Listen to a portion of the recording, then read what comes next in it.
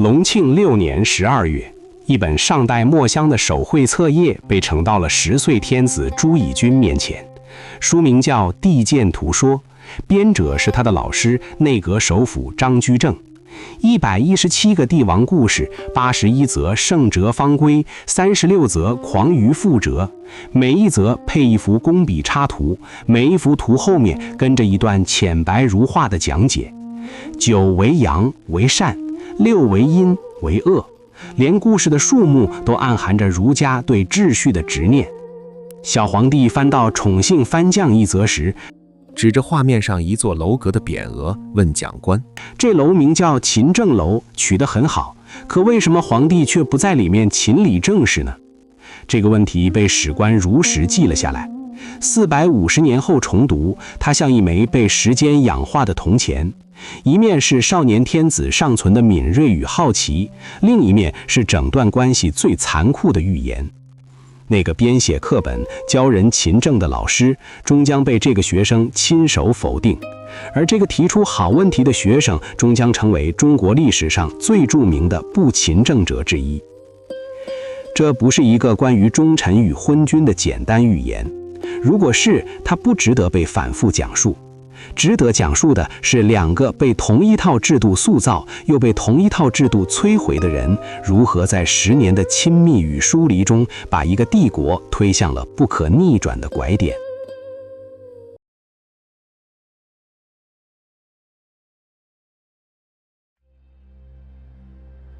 万历元年的紫禁城里，权力的实际分配是这样的：一个10岁的孩子拥有天下，一个48岁的男人运转天下，一个太后和一个太监在暗处维系着两者之间的平衡。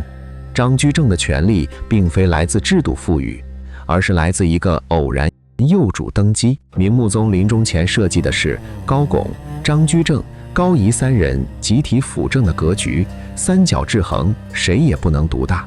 但张居正与司礼监掌印太监冯保联手，将高拱的一句诗言10岁太子如何治天下篡改为10岁孩子如何做人主，后呈报李太后。一夜之间便把这位首辅逐出京城，另一位顾命大臣高仪在京剧中呕血而亡，集体辅政变成了独裁辅政，制度设计让位于权力现实。这是张居正的第一次豪赌，他赢了，代价是他此后一切权力的合法性都建立在一个10岁孩子的信任和一个太后的默许之上，这是沙上之塔，而维系这座塔的是一个三方暂时缝合的非常态联盟。李太后提供母权的庇护，冯保充当内廷与外朝的联络人，张居正负责实际运转帝国。这不是制度安排，而是3个各有所图的人在特殊时刻形成的权力共生体。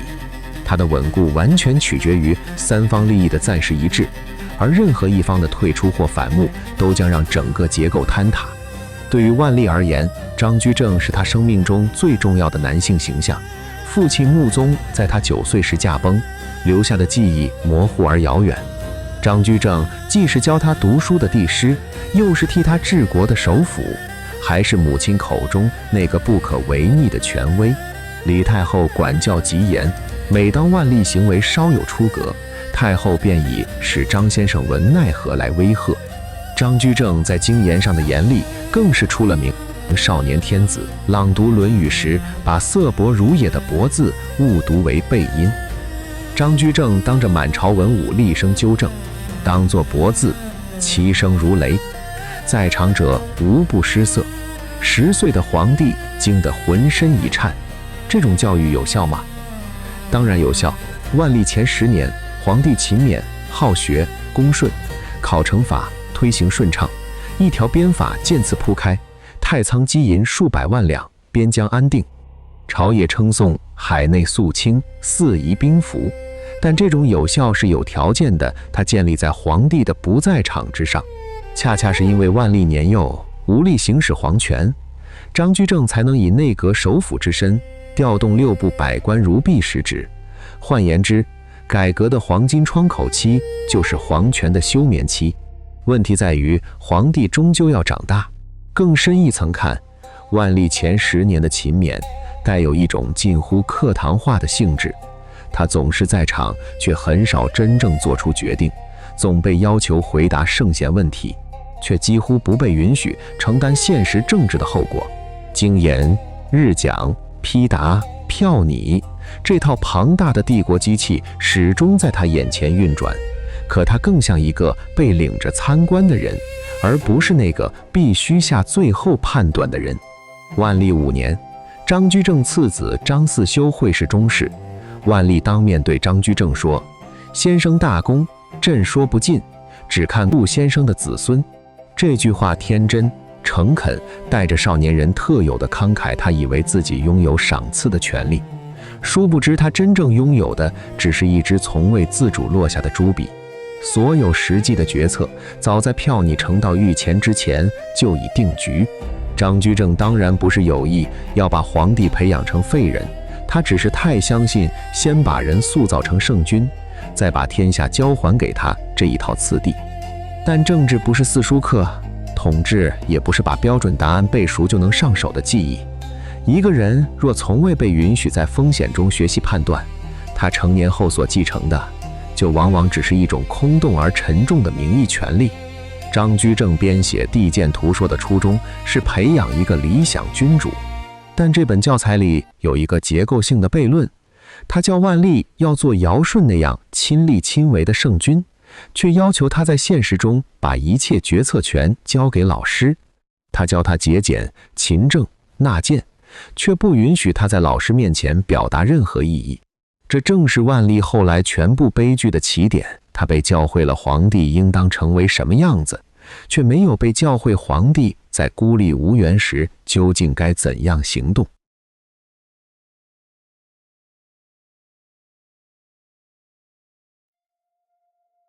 万历5年9月，张居正的父亲张文明在湖广江陵病逝。按明代礼制，官员遭逢父丧，需辞官守孝27个月，称为丁忧。若皇帝特旨留任，则称夺情。此时的万历新政正在最关键的节点上，考成法已初见成效，接下来要推行的是难度更大的清丈田亩和一条鞭法。张居正深知，一旦离任3年，改革将半途而废，精心经营的权力格局也可能被政敌颠覆。神宗皇帝同样不愿失去这根政治支柱。15岁的他尚无力独自驾驭帝国，于是，在太后支持与皇帝挽留下，张居正经过一番假意请辞的试探后，接受了夺情留任。朝野炸了。在以程朱理学为意识形态基础的明代官场，首辅大臣不守父丧，是对纲常伦理的公然冒犯。翰林院编修吴中行率先上书反对，接着是检讨赵用贤、刑部员外郎爱慕、主事沈思孝，最后是进士邹元标。其中吴中行和赵用贤还是张居正的门生，爱慕是他的同乡。这种来自最亲近政治班底的道德背叛，让张居正在心理上陷入了极度的失控。有人来劝说时，他竟当众跪下，捻着胡须叫喊：“公饶我！”掌院学士王希爵再来劝时，他掏出一把刀抵住自己的脖子，厉声说：“你杀了我吧！”这种近乎癫狂的失控，不仅仅是因为道德金身的破裂，更深处的驱动力是恐惧。对人王正熙的极度恐惧，他比谁都清楚。改革的庞大机器已经启动，而他自己就是那台机器唯一的发动机。一旦他离开中枢，那些被考成法压得喘不过气的官僚，被清丈田亩触动利益的豪强，会在他守孝的27个月里把一切推翻。他其实已经别无选择，为了保住改革的火种，他只能斩断自己的道德退路。万历为了保护老师，动用了最极端的皇权暴力。廷杖，吴中行、赵用贤被杖60，削职为民；爱慕、沈思孝杖80，发配边疆；邹元标杖80，一条腿被打断，戍边都匀。表面上，这场风波以皇权镇压沿路而告终，但它在3个层面上埋下了不可逆的裂伤。第一，张居正永远失去了道德制高点。此后，无论他的改革成效多么显著，在士大夫心目中，他都已从旧时宰相跌落为权奸。考成法的严苛，一条鞭法的推行，此后遭遇的抵抗更加隐蔽和顽固。第二，少年皇帝在这场风波中第一次意识到，原来张先生并不是所有人都拥戴的，原来权力的运作比老师教的要复杂得多。这是一次认知的松动，不是背叛，还不至于，但信任的底色里第一次渗入了疑虑。第三，也是最微妙的一层，万历为张居正挡了所有的子弹，却没有从张居正那里得到对等的情感回应。他保护老师是出于依赖和真心，但老师接受保护看起来更像是理所当然。一个15岁的少年为了一个成年人和整个文官系统为敌，这份情感的重量，张居正似乎从未真正泡凉过。如果说夺情风波在两人之间凿开了裂缝，那么真正让这条裂缝无法弥合的，不是风波本身，而是风波之后一切照旧，甚至变本加厉。张居正并未因这场道德危机而收敛权势，反而继续走向他人生与权力的最高处。而万历已不再是那个只会在经言上点头的孩子，他开始长出自我意识，开始第一次从被代表者的位置理解被代表究竟意味着什么。裂痕最可怕之处，从来不在于公开决裂，而在于一方把旧关系当成了理所当然，另一方却已在沉默中更换了全部感受。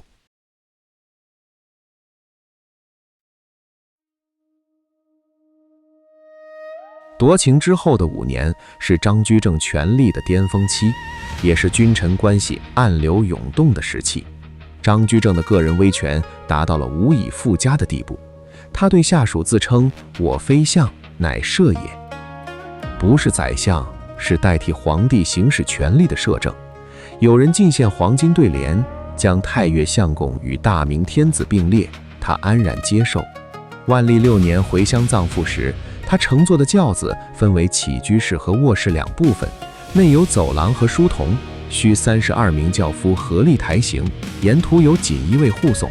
名将戚继光专门调派火铳手和箭手充当私人保镖，这排场超过了天子出巡。万历10年春，张居正身患重病，6部尚书到地方督府，纷纷舍弃本职，日夜在佛寺为他设斋祈福。无数官员重金贿赂张府家丁，只为递进一份祈祷表彰。这种举国若狂的政治效忠，连皇帝本人后来病重时都未曾享受。而万历在干什么？他在长大。万历8年，张居正上书启修。对于18岁渴望亲政的皇帝来说，这本是顺理成章收回皇权的机会。然而李太后出面驳回了辞呈，并向皇帝下达了一道冰冷的指令：内外一切政务，尔尚未能裁决，边事尤为紧要。张先生受先帝付托，其忍言去，待福尔到30岁，那时再做商量。30岁，那意味着在未来的12年里，只要张居正活着，万历就永远是一个需要监护的孩子。这句话的杀伤力，怎么估计都不过分。一个18岁的皇帝拥有天下，却被告知连裁决政务的能力都没有。在母亲眼中，他是永远的幼儿；在老师的体系里，他是永远的学生。权力名义上属于他，实际上他碰不到他的边缘。而那个在他10岁时指着地鉴图说的勤政楼问出好问题的少年，如今连勤政的资格都被人代行了。深深的绝望与被剥夺感，在这一刻凝结成了一个转折。万历对张居正的情感从敬畏正式转向了怨恨，但这不是一个干净利落的转折，怨恨里仍然混杂着依赖。他确实还不会独立治国，这一点他自己比谁都清楚。依赖里又裹挟着屈辱，明明是天子，却像一个被锁在教室里的孩子。屈辱里甚至还有一丝隐秘的愧疚。毕竟老师确实在为帝国呕心沥血，这些矛盾并存的情绪拧成一股暗流，在万历的内心深处等待着某一天的决堤，那一天就是张居正去世的那一天。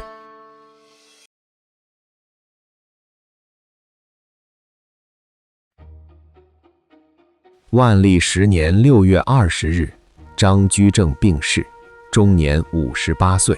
朝廷初时给予了极高的哀荣，辍朝悼念，赐九坛祭奠，追赠上柱国，谥号文忠，赞誉其居功尽瘁，梅而后已。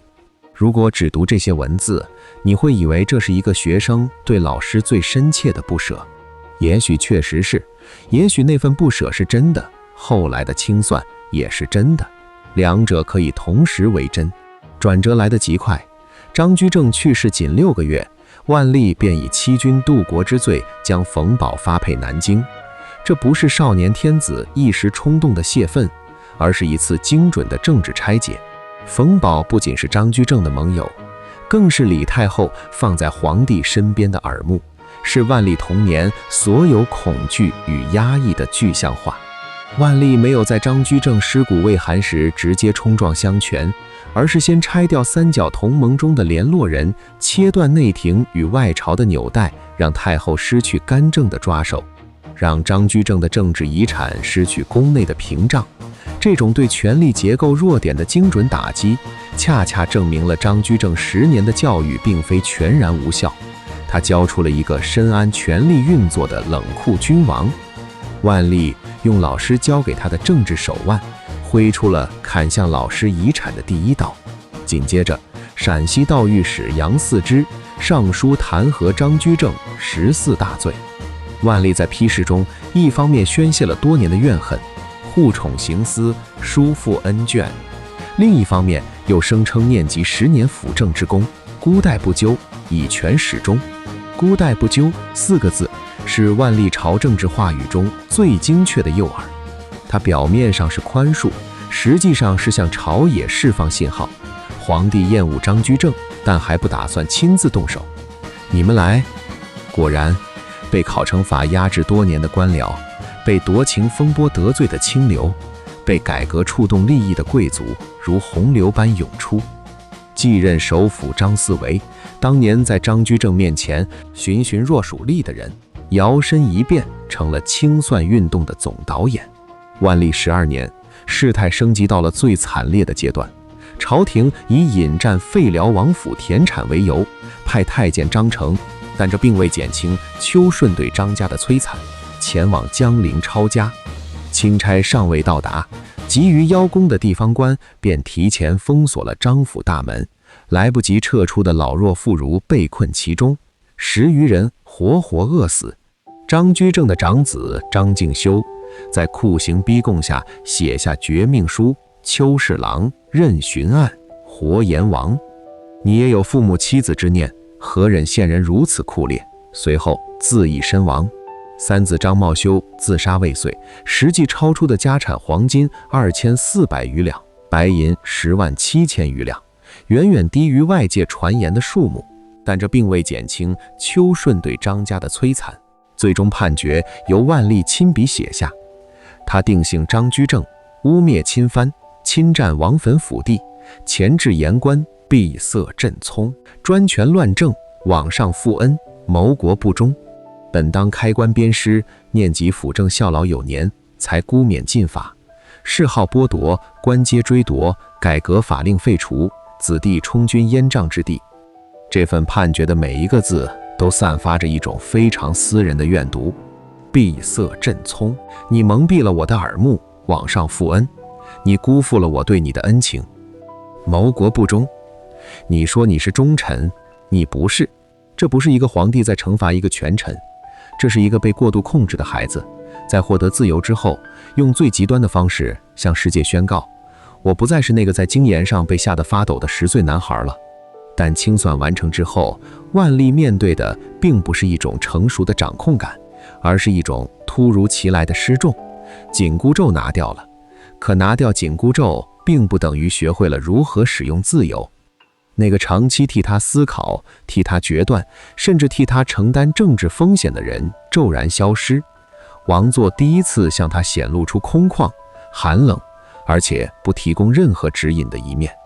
他终于成了皇帝，却也是从这一刻起，第一次无遮无拦地暴露在必须自己决定一切的重压之下。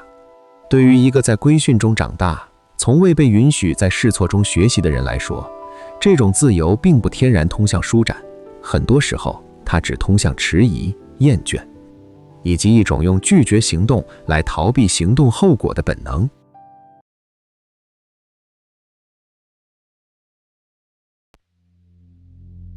后来那30年的沉默，与其说是懒惰，不如说更像一场漫长的失措。从万历14年起，神宗开始以各种理由不上朝，起初是头昏眼黑、力乏不兴，后来是腰痛脚软、行力不便。定陵发掘后的考古报告证实，万历确实患有严重的腿疾驼背，左右腿长短不一，但疾病只是表层原因。万历18年，他曾向首辅申时行坦言：“朕病愈，岂不欲出？即如祖宗庙祀大典，也要亲行；圣母生身大恩，也要时常定省，只是腰痛脚软，行力不便。”到了万历19年，他又对阁臣说出了更深层的心声：“朕近年以来，因痰火之急，不时举发，朝政久缺，心神烦乱。”心神烦乱这4个字比任何政治分析都更接近真相。这种烦乱不只来自身体，立储之争持续15年，群臣年复一年递上书，逼他立长子朱常洛为太子，而他迟迟不愿松口，不是因为喜欢幼子，而是因为他已经不相信任何来自文官系统的正确建议。张居正当年以为你好的名义夺走了他的决策权，如今这些大臣又以为国家好的名义逼他让步。对他而言，这是同一件事的延续，不同的人，相同的姿态，相同的不容置疑。他用沉默抵抗的不是某一个具体议题，而是整套我们比你更懂什么，对你最好的文官话语本身。他宁可让帝国停在那里，也不愿再让任何人借着替他运转帝国的名义重新进入他的命运内部。张居正替他做了10年的决定，太后替他压了10年的本性。当这2道枷锁同时松脱，露出的不是一个预备好的君主，而是一个从未真正成长过的人。他有皇帝的权利，却没有行使权力的能力；他有反抗的欲望，却只会用不作为来表达。这种不作为在制度层面造成了毁灭性的后果。张居正在世时，考成法是帝国行政的发动机，6部考诸司，6科考6部，内阁考6科，层层传导，令行禁止。万历废除考成法后，这台发动机被永久关闭，取而代之的是留中不报，凡涉及官员任免、沿路规谏、立储争议的奏书，统统扣在宫中，不批复，不下发。常规行政的信息回路被系统性的切断了。比留中不报更致命的是缺官不补。万历长期拒绝批准官员的任命与升迁，最严重时吏部、礼部连一名堂上官都没有，督察院形同虚设，九卿俱旷。地方上巡抚、布政使严重短缺，郡守空缺率高达1半。整个帝国的行政系统在合法的框架内慢慢瘫痪，不是因为叛乱，不是因为入侵，而是因为皇帝拒绝签字。这背后有一个冷酷的政治逻辑，只要他不拍板，就没有人能积聚起足够的政治能量来威胁皇权。留中不报和缺官不补，本质上都是在防范第2个张居正。他用30年的沉默证明了一件事：没有任何一个大臣可以在缺乏皇权授权的情况下运转帝国。他赢了这场博弈，代价是帝国本身。然而，万历真的彻底放弃治国了吗？未必。万历3大征，宁夏之役、朝鲜之役、播州之役，全部发生在所谓代政期间，而且全部打赢了。他不上朝，但批阅奏章；他不见大臣，但通过书面方式持续行使权力。在朝鲜战争中，他果断调兵，拨付军费，展示了一个并非无能的决策者的判断力。为了支撑这些战争开销，而不必仰赖他深感厌恶的文官系统，他绕开户部，直接派出矿监税使到全国各地横征暴敛，将搜刮的财富冲入皇帝内堂。他宁愿用家奴去撕裂帝国的经济血脉，也不愿与文官政府妥协。留中不报，缺官不补，矿监税使这3样东西构成了万历后半生的统治逻辑。主动瘫痪常规官僚机器，用一种绝对私人化、不受制约的皇权来独掌天下。朝鲜王朝为万历的元朝之战世代感恩，在昌德宫建大报坛祭祀他，在他们眼中，这是一位竭天下之力以救之的大德皇帝。同一个人，在本国史料中是昏庸怠政的代名词，在邻国史料中是世代祭祀的圣君。这种撕裂本身就是万历最真实的画像，他不是不能，而是不愿。不愿的背后不是懈怠，而是一种深入骨髓的对整个文官体系的不信任，而这种不信任的种子，恰恰是在张居正那10年里种下的。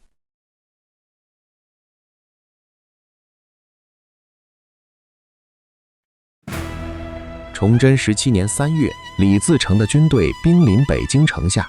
末代皇帝朱由检在眉山自缢之前，面对满朝庸碌无为、只知党争的大臣，说出了一句沉痛的话：“得庸相百，不若得旧时相一也。”他想起的那个旧时相就是张居正。此时距张居正去世已经62年，在这62年里，万历用30年的代政瘫痪了中枢，党争在权力真空中疯狂生长。东林党与齐、楚、浙各派将朝堂变成了只有朋党而无政府的竞技场。万历为满足私欲和军费开支，派出矿监税使横征暴敛，耗尽了张居正积攒的数百万两家底。辽东防线在缺饷和内耗中土崩瓦解。萨尔浒一战，4路大军尽没，为筹措军费而加征的辽饷，成为压垮底层百姓的最后一根稻草。农民起义的烈火由此燎原。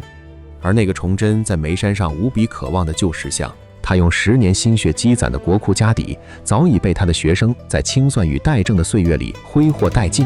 正是这种挥霍，铺就了从紫禁城到眉山的那条不归路。天启、崇祯年间，朝廷逐步为张居正平反昭雪，恢复官姻与荣誉。万历5年，那个被打断一条腿的进士邹元标，此时已年逾7旬，正是他率先上书请求平反。这个当年最激烈反对张居正的人，用后半生见证了没有张居正的帝国是什么样子。但一切都晚了，崇祯接手的是一个恶性肿瘤，已经扩散到全身的躯体。无论他如何励精图治，他确实很努力，都已无力回天。回望这段历史，最容易犯的错误是把它简化为一个道德审判。张居正对还是错，万历好还是坏？真相比这复杂得多。张居正是明代中后期最有才华、最有魄力的政治家，他的改革为行将就木的帝国续了10年的命。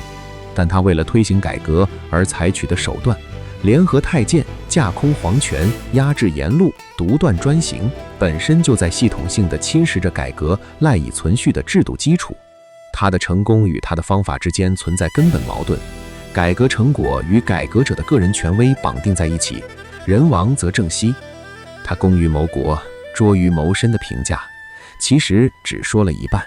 他谋身确实拙，但他谋国的方式本身也埋下了国王的种子。万历呢？他不是一个天生的昏君，他在少年时代展示过敏锐的理解力和真挚的向学之心。他在3大征中表现出了并非无能的战略判断力，但他是一个被过度控制、从未被允许正常成长的人。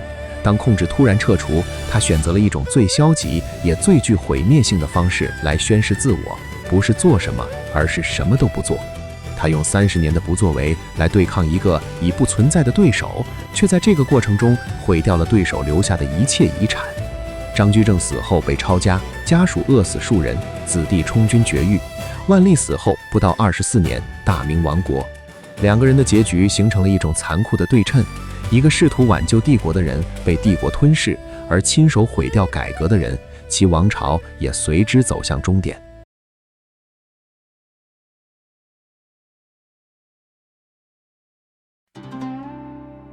万历48年7月21日，58岁的朱翊钧在紫禁城中去世。他一生没有离开过帝都，巡视他统治下的万里河山，后30多年，除了视察定陵一次外，再没有踏出紫禁城一步。336年后，定陵被打开，考古人员发现万历的尸骨呈蜷缩状，右腿蜷曲，左腿伸直，与生前严重的腿疾吻合。定陵发掘出土了金丝翼、扇冠等3000余件文物，精美绝伦。又过了8年，他和2位皇后的遗骸在一场政治运动中被拖出地宫，当众砸碎，付之一炬，骨灰被雨水冲走，什么都没有留下。而他的老师张居正的墓在江陵城外的太辉山上，在抄家之后也几经劫难，墓况已不可详考。2座墓，一座在北京，一座在荆州，相距1200公里。一个曾经教另一个读书，一个曾经替另一个治国，一个被另一个毁掉了名誉，另一个被自己毁掉了帝国。他们之间的恩怨早已化为尘土，但那段关系留下的裂痕，它在权力结构中，在制度逻辑中，在人心深处造成的伤害，至今仍可辨认。他们埋葬的不只是2个人的肉身，更是同一种制度逻辑先后完成的2次吞噬。张居正生前必须借僭越去救火，死后便因此失去被宽恕的资格。万历生前必须用瘫痪来保住自己，死后只能把一个被掏空的王朝留给后人。一个败在权臣不能太强，一个败在皇帝不能示弱。表面是2个人的性格冲突，深处是同一套体制，不允许能力、信任与权威获得稳定的共存。也许这就是为什么这个故事值得一讲再讲。它讲的不只是2个历史人物的爱恨纠缠，而是一个永恒的困境。当一个有能力的人必须依附于制度来施展抱负，而那个制度本身又不允许任何人拥有足够的能力。在这个死结面前，无论选择什么，结局都指向悲剧。张居正选择了僭越制度来拯救制度，代价是身后被制度反噬。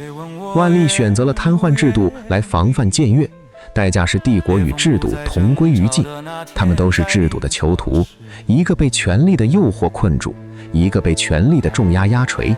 而那个制度在吞噬了2个人之后，也走向了自己的末路。紫禁城还在，定陵还在，故事已经结束，回声却从未消散。当然的时刻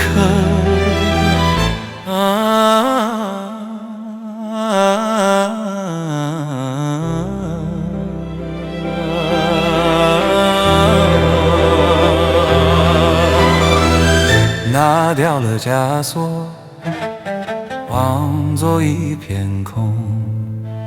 30年不落朱笔，30年不出神功。能打赢3场战争，却治不好一种痛。不是不能，是不敢再心从。